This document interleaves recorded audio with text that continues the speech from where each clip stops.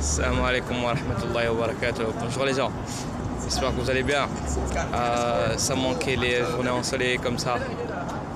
Ça faisait longtemps que j'avais pas fait de vidéo un petit peu motivationnelle.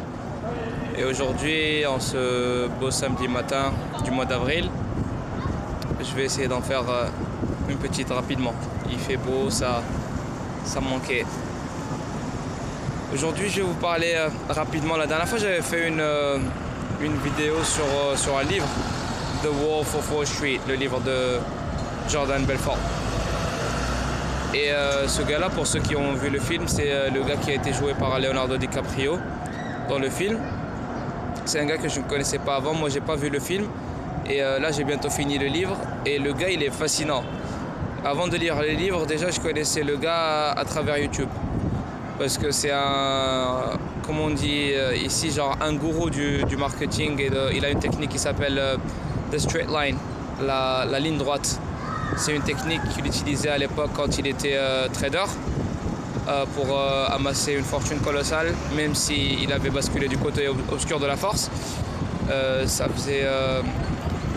il y avait une partie de sa fortune, 90%, comme il disait, était amassé de façon légale, et puis les 10% étaient récoltés illégalement. Donc ce gars-là, pour ceux qui ne le connaissent pas, tapez Jordan Belfort, Jordan comme Jordan, Michael Jordan, et Belfort, B-E-L-F-O-R-T.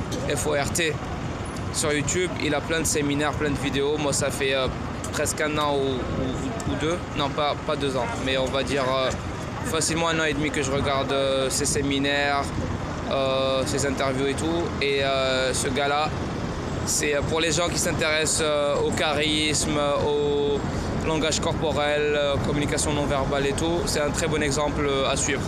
Il fait partie des alpha males. Male, je sais pas comment on dit au pluriel. En tout cas voilà, il y a des gens qui savent de quoi je parle. Et puis d'autres qui sont complètement à la ramasse. Bon, vous avez du chemin à faire les gens. Je vous parle comme un grand frère ou un petit frère. Donc voilà, bougez-vous et cherchez le sujet, cherchez comment augmenter votre masculinité. Si vous êtes une femme et que vous me regardez, cherchez à bosser votre féminité. Parce que un homme c'est la virilité, une femme c'est la féminité. Ce sont une des caractéristiques importantes. Si je devais sortir avec une idée de ce livre, il y en a plein. Il y en a une qui résonne avec moi beaucoup et qui dit you are not your past, you are the experiences you glean from your past. Si je devais faire une traduction pour ceux qui ont un petit peu de mal avec l'anglais, je sais qu'il y en a qui comprennent parfaitement, qui ont un niveau bien supérieur au mien. Et puis j'ai des gens dans mon Facebook plus jeunes ou qui n'ont jamais fait d'anglais mais qui connaissent d'autres langues. Voilà, donc je vais essayer de traduire. Ça veut dire que vous n'êtes pas votre passé, vous êtes l'ensemble des expériences que vous tirez de votre passé. Si dans le passé tu as fait des conneries, si tu as été une personne un peu borderline comme on dit, ou que t'as fait tout le monde a fait des conneries par le passé, ou il y a des gens qui continuent à faire des conneries, ressaisis-toi et puis décide d'arrêter.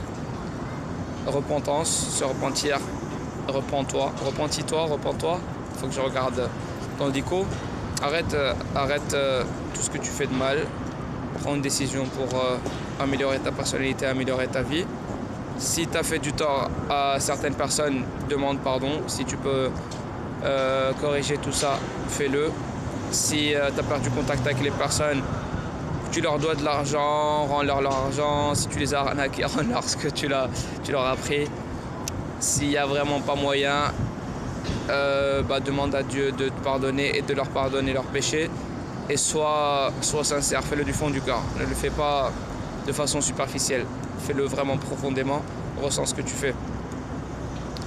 Et puis, ne traîne pas ton passé comme un boulet qui va t'empêcher d'avancer et de progresser dans la vie. Prends l'expérience vécue et essaie d'en tirer les meilleures leçons. Je ne vous raconte rien de nouveau, ce sont des trucs qu'on entend tous les jours, qu'on entend à la télé, qu'on lit dans les livres. Le problème, comme je dis tout le temps, c'est pas que les gens ne savent pas ce qu'il faut faire. Les gens, ils savent, ils entendent ça. Le problème, c'est que ça tombe dans la catégorie des clichés. Les gens savent ce qu'ils veulent faire, ce qu'il faut faire, mais tellement on les matraque dans les médias, sur Facebook, les messages publicitaires, les livres, avec des citations et des proverbes, de la sagesse.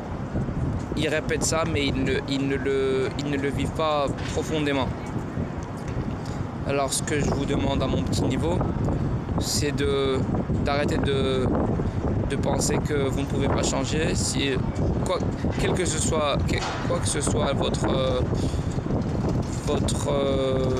vice ou votre je trouve pas les mots, les conneries que vous faites, et le changement c'est maintenant, pas à la François Hollande.